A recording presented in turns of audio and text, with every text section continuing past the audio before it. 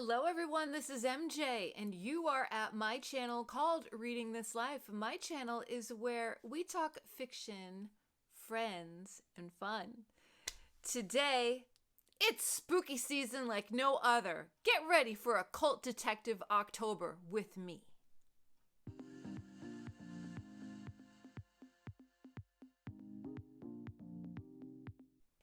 And remember, before we get started, give this video a thumbs up. Let me know if you are participating in this brand spanking new event. So, if you're living under a rock, yes, Occult Detective October is going to be taking over booktube. Why is it taking over booktube? There are so many books that people don't realize have to do with occult detectives. Yes, this event came about, I will link my announcement video here, to help out Occult Detective magazine, first and foremost. The magazine had a little bit of struggles, and we wanted to bring attention to the genre and attention to the magazine, and we want to get people's interest going. So I gathered a whole bunch of co-hosts. A lot of announcement videos have gone up. I will link all of the co-hosts down below. Their TBRs have been out, and I needed to get mine together, and I'm telling you, the recommendations just keep coming in. They just keep coming in. The goal is to read an occult detective book in the month of October. That's it. That's the bare minimum. Can you read all books in that genre for the entire month? Sure, if you want to. There are weeks that we came up with that seem to be pretty manageable. So let's talk about those. Okay, so the weekly prompts are as simple as they get. We could have gotten really complicated with this, but everybody pretty much chose to keep it simple.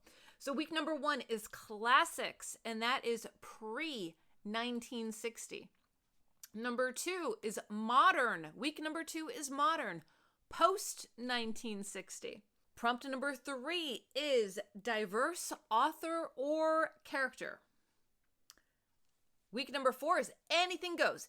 Anything you want to read for Occult Detective October. It's on like Donkey Kong.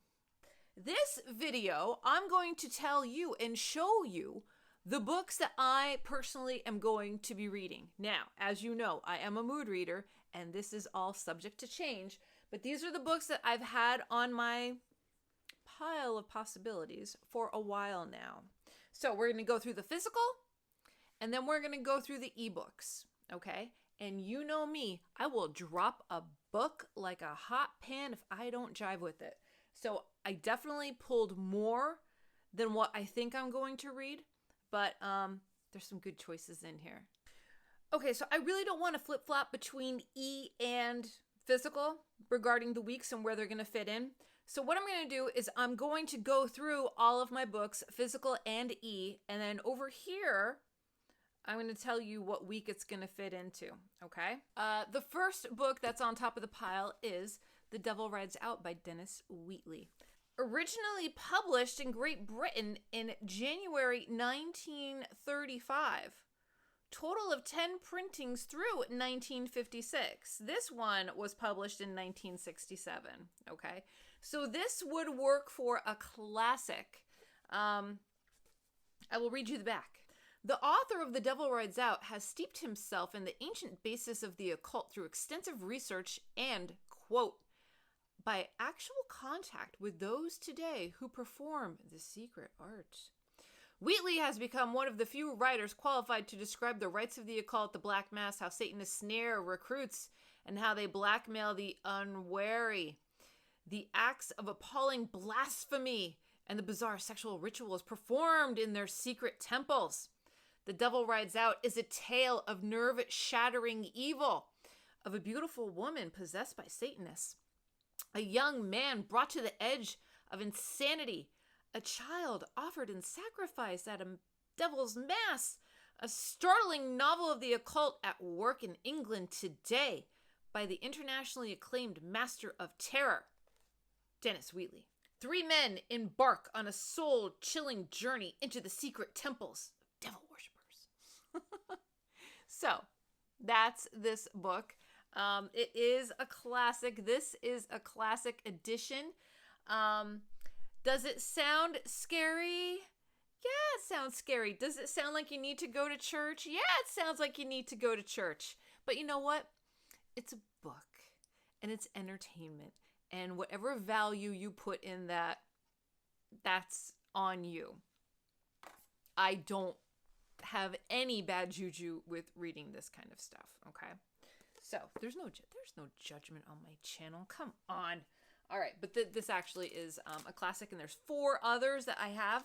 There's a bunch in this set. Dennis Wheatley is a hugely underrated author in the States, I think. I think he's way more popular. People keep saying that his books were over in charity shops over in England, like left and right. You could find them, and now you can't find any. So, yeah, Dennis Wheatley, Devil Rides Out. So this would work for Classic Week. Then I'm going to hop over to William Hjortsburg for Falling Angel. This is the book that the movie Angel Heart was written about. And this was published in 1978. I will read you the blurb. That's Watson. A spellbinding novel of murder, mystery, and the occult. Falling Angel pits a tough New York private eye against the most fearsome adversary a detective ever faced. For Harry Angel, a routine missing persons case soon turns into a fiendish nightmare of voodoo and black magic, of dizzying peril and violent death, a world in which the shadow he chases seems to be the shadow he casts. Lots of wonderful blurbs. There is an introductory essay by James Crumley, an afterword by William Hjortsburg, along with a bonus short story. And there is a foreword in here by Ridley Scott. So I'm really interested in reading this. And then the follow-up to that came out. This was published in 2020. And... Yep, 2020, by the estate of William Hjortsburg. So this may have been published post-mortem. And this is the follow-up, Angel's Inferno. When the devil laughs, the whole damn world laughs with him. The long-awaited sequel to Falling Angel. Stephen King said, it's as if Raymond Chandler had written The Exorcist. Yeah, sounds good. So the back, a mind-bending thriller blending hard-boiled detective fiction, supernatural horror, and metaphysical noir that takes readers on a macabre journey into the occult. From the East Coast to Paris to the Vatican, as private investigator Harry Angel, seeking both answers about his true identity and revenge, hunts down Satan himself. Here is the stunning sequel to the Edgar-nominated novel Falling Angel, the basis for the classic cult film Angel Heart, which stands alone as a masterwork of noir suspense fiction. So this will be for Modern Week. All right, then I have, this is one of the first books that I started reading when I finished graduate school. This is Already Dead by Charlie Hudson. And this is a fun series. There's actually more than one. There's 4 in the series. There's Already Dead, Half the Blood of Brooklyn, Every Last Drop, and No Dominion. If you can see in all the pictures, there's little fangs showing. There's a little fang showing there. Yep. All right. And there's the cover. It's a great cover. I'll read you the back. I read this once, so this will be a reread for me. Those stories you hear, the ones about things that only come out at night, things that feed on blood, feed on us, got news for you. They're true. Only it's not like the movies or old man Stoker storybook. It's worse, especially if you happen to be one of them. Just ask Joe Pitt. There's a shambler on the loose. Some fool got himself infected with the flesh-eating bacteria lurching around, trying to munch on folks' brains. Joe hates shamblers. But he's still the one who's got to deal with them. That's just the kind of life he has, except afterlife might be a better word. From the Battery to the Bronx, from river to river, Manhattan is crawling with vampires. Vampires with a Y. Joe is one of them, and he's not happy about it. Yeah, he gets to be stronger and faster than you, and he's tough as nails to kill, but spending his nights trying to score a pint of blood to feed the virus, with a Y, that's eating at him isn't his idea of a good time and doesn't make any easier on himself. Going his own way, refusing to ally with the clans with a capital C that run the undead underside of Manhattan. It ain't easy. It's worse once he gets mixed up with the Coalition, the city's most powerful clan, and finds himself searching for a poor little rich girl who's gone missing in Alphabet City. It's just dirty, it's gritty, it's New York City, and it's just good. It really, really is good. So, I recommend it. Okay. Then, I have... This is uber modern. Masters of Death. Yes, Masters of Death by Olivia Blake. This is occult detective fiction. The back says there is a game that mortals play. There is only one rule: don't lose. Viola Merrick is a struggling real estate agent and a vampire, but her biggest problem currently is that the house she needs to sell is haunted. The ghost haunting the house has been murdered, and until he can solve the mystery of how he died, refuses to move on. Fox DeMora is a medium, and though he is most definitely a shameless fraud, he isn't entirely without his uses, seeing as he's actually the godson of death with a capital D.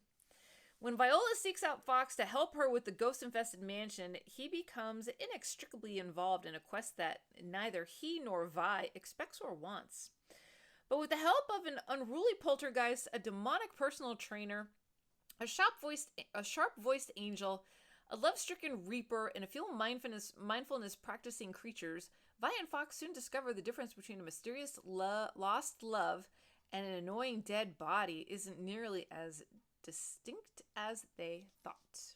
And it just sounds really good. So, cult detective fiction, there has to be some detecting, right? There has to be some investigating and trying to figure out how the ghost became a ghost. That's part of the occult detective fiction.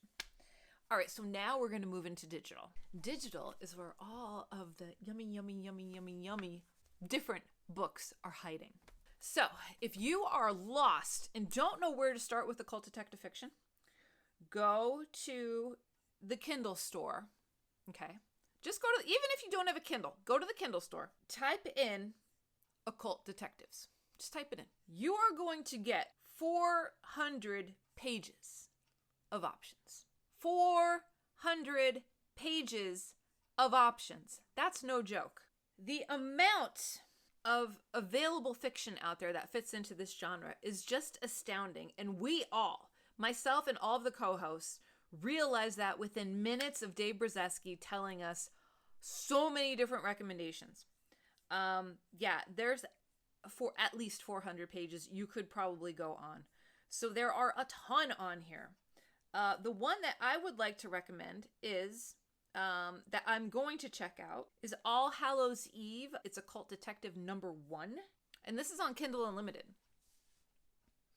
Alice Carroll is just a normal, unassuming 20-something. She works in a retail store serving customers and tidying displays 5 days a week and likes to let her hair down at the weekend. However, on her way home from a party one Halloween, Alice stumbles upon a world she had never believed existed. She's haunted by nightmares and visions, and just as her life is being completely turned upside down, she meets the one man who might be able to help her, Sam Hain. Get it? Sam Hain? Yeah. If you know, you know. In All Hallows Eve, the first episode of the Sam Hain series, Alice meets the mysterious occult detective Sam Hain and is introduced to a world she never could possibly have imagined existed. Yeah. And that's #1. There's 10 in the series, and that's #1. So that is going to be on my list. All right. Then, I want to stay on Kindle Unlimited. Okay. Fighters of Fear, Occult Detective Stories, I purchased from Amazon for like $1.99 a couple weeks ago. Fighters of Fear features a lot of the greats. From William Hope Hodgson's Thomas Carnacki to Seabury Quinn's fearless Frenchman Jules de Grandin to Jessica Salmonson's Penelope Perryweather, the occult detective has taken a variety of forms, investigated a wide array of supernatural and otherworldly cases, and entertained generations of readers. This new collection compiles 31 all-time classic occult detective stories that it braces for the genre's growth from its 19th century origins to the late 20th century, showcasing the work of acclaimed pioneers of weird tales alongside cult favorites and exciting modern talents. That was a good find. All right. Now, I have that on the scribe. And that is Fighters of Fear. And that's Fighters of Fear. Lovely. And I'm not going to read the whole thing. I'm going to read a couple stories. That's all. Then I have 2 volumes in the Seabury Quinn. Amazon has them offered at different times, so I will simply just check to see if there's any on sale for the Kindle deals. This one, I got volume number 2 first, and volume number 1 happened a couple weeks ago, so I picked it up. This is The Complete Tales of Jules de Grandin, volume 1, The Horror on the Links, and this is Seabury Quinn. Yep. And then the second volume in that is... The Complete Tales of Jules de Grandin, volume 2, The Devils Rosary. And there's that cover. And this was a Kindle deal on Kindle Unlimited. And again, it's volume 2 of short stories. Last week, I picked up this book. This is called They Thirst by Robert R. McCammon. Okay, I'm going to pull up the description for They Thirst, because it's not that great on the scribe, and I don't want to download another thing. They Thirst is on Kindle Unlimited. I think I bought it for $1.99. I don't know if it's still... Oh my god. It's 695 pages. What?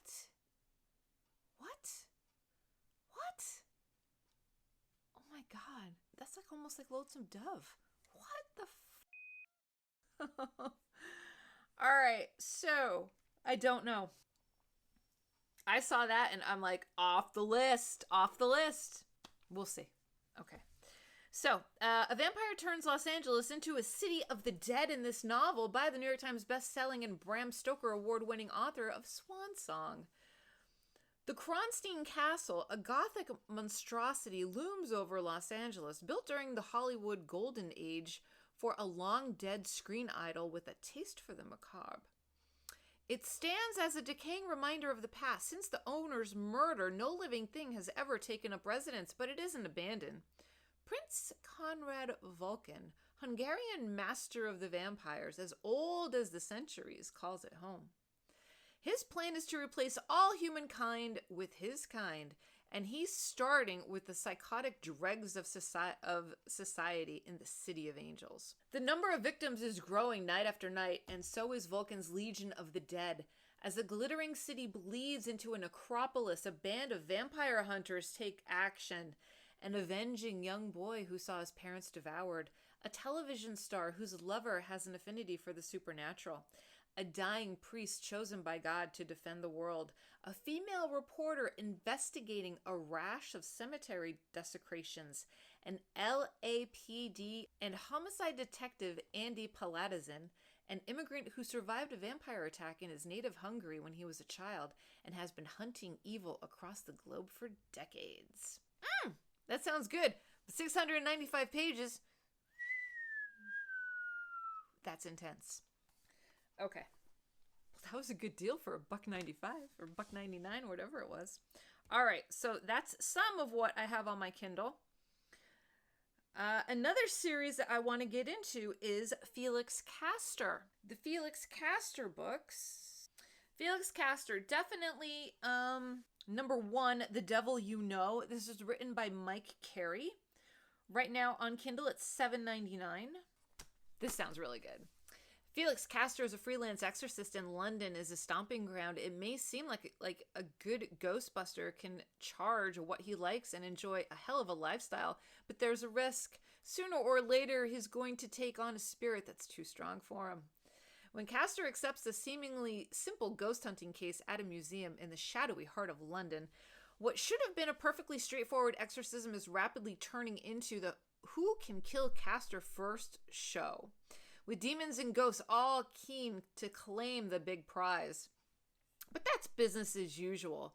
Caster knows how to deal with the dead. It's the living who piss him off. It has like Constantine vibes in there, just a little bit, just a little bit.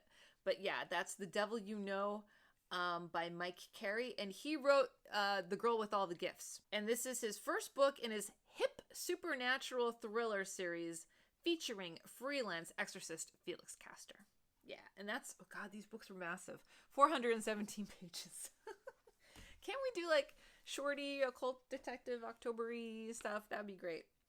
All right, so are there more books? There's 5 in that series. So I think I'm going to take one at a time. I'm going to do full reviews and maybe, just maybe, submit an article to Occult Detective Magazine, which is another fantastic thing that you can check out. You can actually download a copy of Occult Detective Magazine for free, a digital one.